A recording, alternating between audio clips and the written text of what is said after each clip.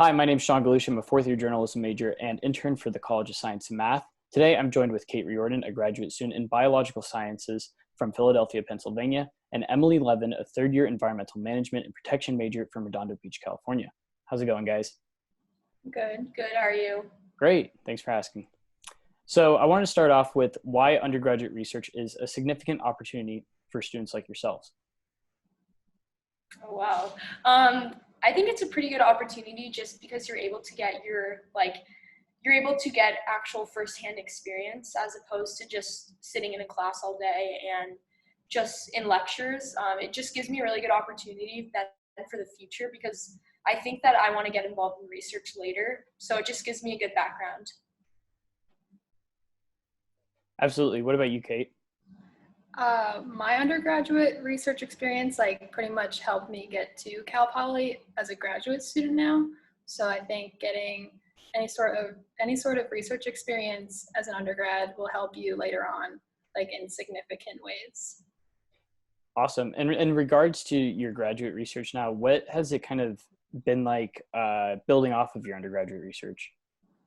Actually, my project is like an extension of my undergraduate research advisor's a paper he submitted like a while ago. And so my sea otter research now is based off of that, and the science and mathematics that I learned from my past lab has definitely helped me be more comfortable in planning and creating the methods for my thesis project. Awesome. That's sounds super helpful. So can you tell me a little bit about what inspired you to get into research and kind of the process of getting into it? Well, I always knew I wanted to be a marine biologist, and in my undergrad, I discovered that I specifically like marine mammals. And so I kind of just been working with that. And so when I applied to graduate schools, I looked for programs that specifically had marine mammals as the thesis project, I guess. Yeah. How about you? Yeah, and I've always been super into conservation biology and ecology, and her project really caters towards stuff that I'm interested in because we've been also doing stuff with sea otters. Well, we're interested in how the effect of oiling is pretty much on their fur. So. And Kate, you told me that you've been published before. Can you tell me a little bit about what this kind of adds to the value of your research and what it's been like having your work put out there? Publications are pretty hard to do and they take a lot of time. So definitely make sure that you care about the paper that you're submitting, or because with reviewers, you get reviews back, you have to do edits, you send it back, and they send it back to you for more edits. So it's a long process, and you kind of need to be patient and really work hard for it to be done, and it takes a long time.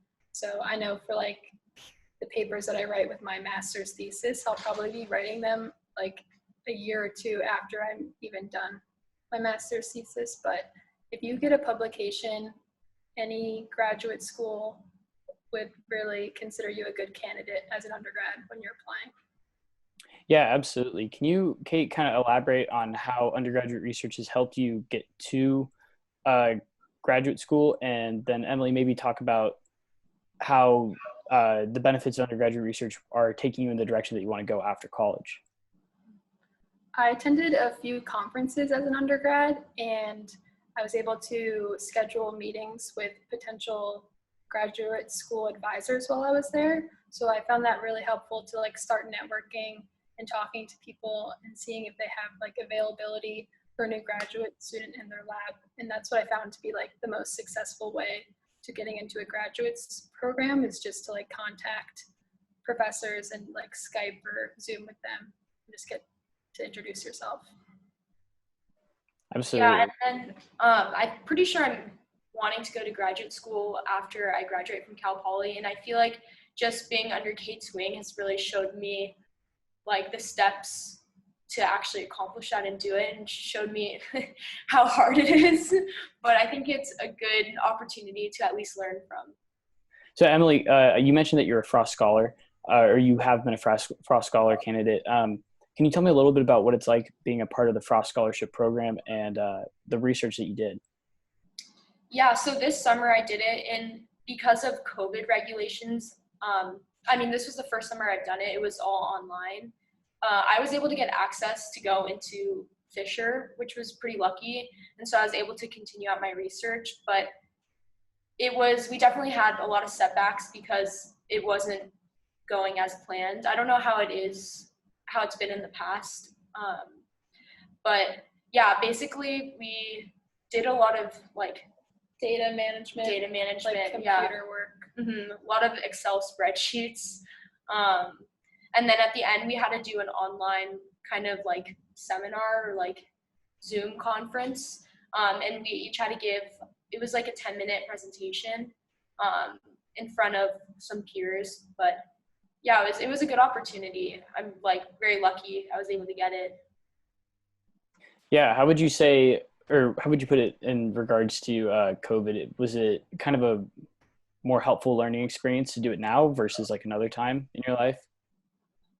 I feel like it was, I mean, this was like a good time for me to do it just because I was going to be a third year, but I feel like it would have been a better opportunity if I had done it in the past, because I feel like I would have gotten more actual research done and like would have been spending a lot more time in the lab versus how it was this summer.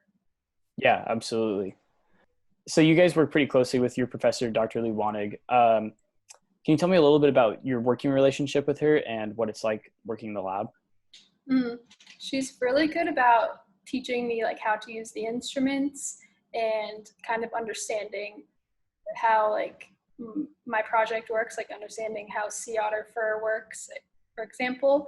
And I'm able to have a lot of freedom as well to like make my own methods to collect my own data. So she's really good to like bounce ideas off of and just get general feedback on like how our data is looking and trying to understand exactly what is happening and what patterns we're seeing. So she's definitely very helpful with understanding like scientifically what we are seeing with the data.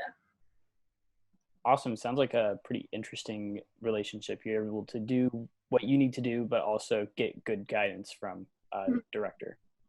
Can you tell me a little bit about one experience doing research that future participants can look forward to?